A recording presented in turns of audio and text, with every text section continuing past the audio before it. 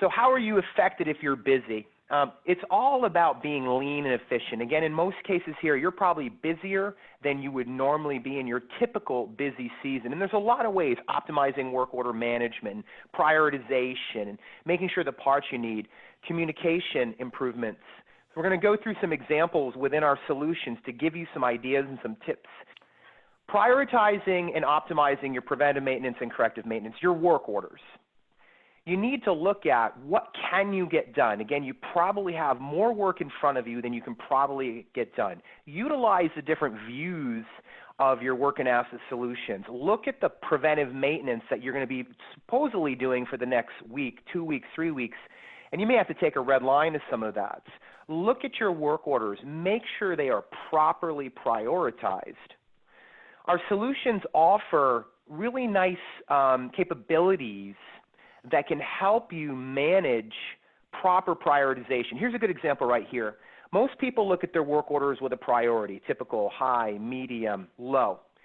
We have in our solutions the ability to also associate a criticality to the assets that you're maintaining. So what happens is if you take into combination the criticality of the asset combined with the priority of the work order, you can calculate a calculated criticality. The lower the number, the more critical that work order. So if you're just sort of sorting by priority, you may not be looking at the most accurate view. If you take in a combination here, you'll see I've got medium priority work orders outranking high priority work orders because this asset or this building or this location is more essential to our operations.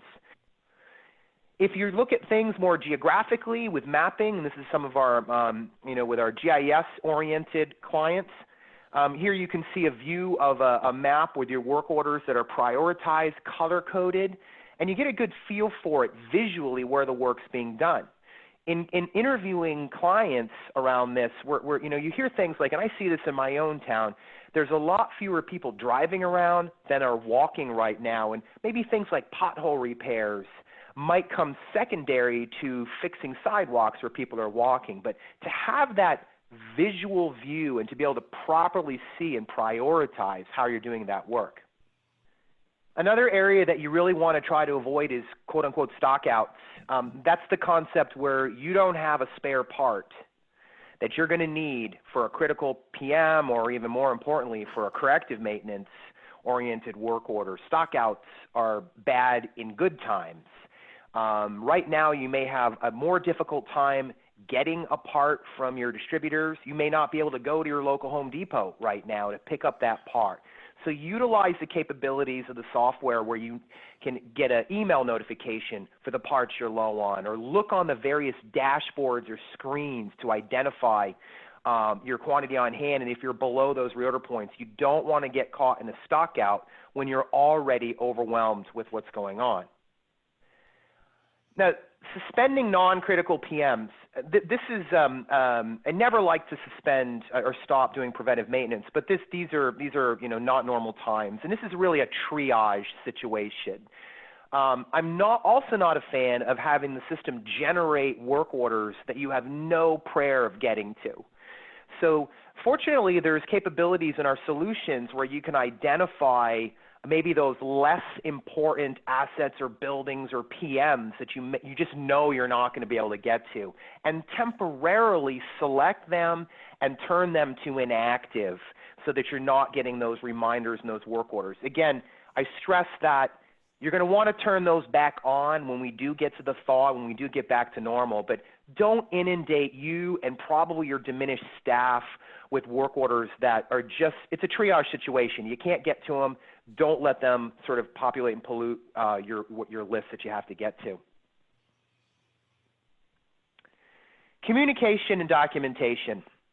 And so often, all my years in the maintenance operations world, you hear, I just don't have time to close that work order. This is not the time to skimp on this. You got to close your work orders. You've got to make sure you add appropriate information to them.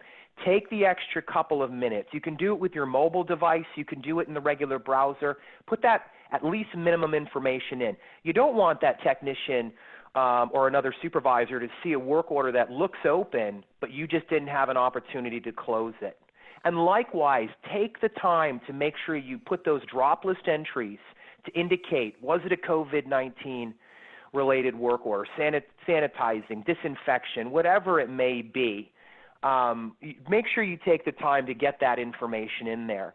Update your various dashboards and bulletins in our different solutions with notes that will be visible to your technicians, to your staff, on the mobile device and in the regular browser screens. Make sure you're just updating your information so you can see ongoing real-time status updates of the progress you're making while you're in this quote-unquote busy time.